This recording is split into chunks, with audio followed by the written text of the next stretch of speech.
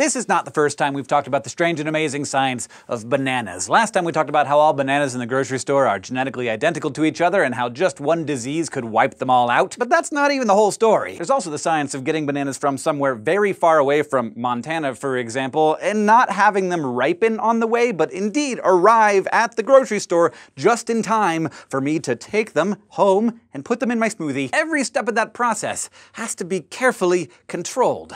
As recently as the mid-19th century, bananas in North America and Europe were more of a curiosity, an exotic fruit that you would occasionally find at a market. But by the start of the 20th century, bananas were becoming a pretty big industry, $6.4 million in the United States alone, and these days, it's valued in the billions. Every year, around 13% of bananas produced in the world are shipped to other markets, and in 2012, that added up to 16.5 million metric tons of bananas. That's around 50 times the weight of the Empire State Building. And all of this was made possible by the development of the cold storage and transport industry, and the invention of a special ship just for this particular fruit. Yes, banana boats. They were actually things. The original banana boats were basically giant refrigerated ships. They're a thing because bananas are temperamental. Unlike rice or wheat, you can't store them for long periods of time, especially not at room temperature because they'll just ripen. But if it's too cold, the banana's cell walls start to break down. Vacuoles within the peel cells release compounds called phenols, which combine with enzymes floating around in the cell to form melanin. The flesh, though mushy, is still perfectly edible, but the peel thins, making the banana more susceptible to bruising, and also darkens,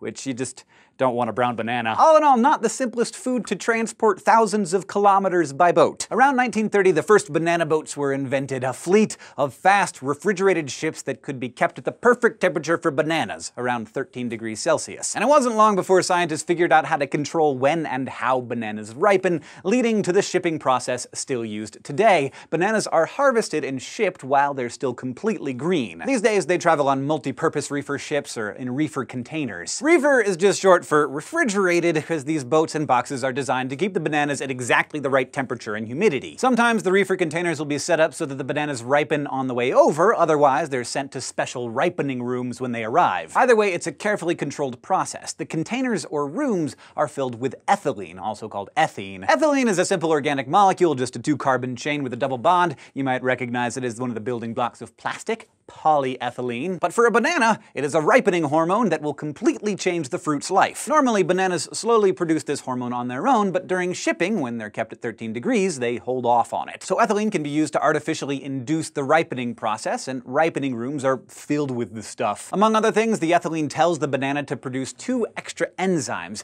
amylase and pectinase. Amylase we have in our bodies. It's in our saliva, and its job is to break starches down into sugars. It does this very same thing in the banana, which goes from starchy to sweet. At the same time, pectinase helps to soften the banana by turning protopectin, which helps give structure to cell walls, into the more soluble pectin. Other enzymes break down the green chlorophyll in the peel, and the banana starts to turn yellow. Most bananas aren't kept in the ripening rooms long enough to turn yellow, though. Usually they're in there just long enough to get to the lighter side of green, and then sent off to be sold to you and me. So go get one!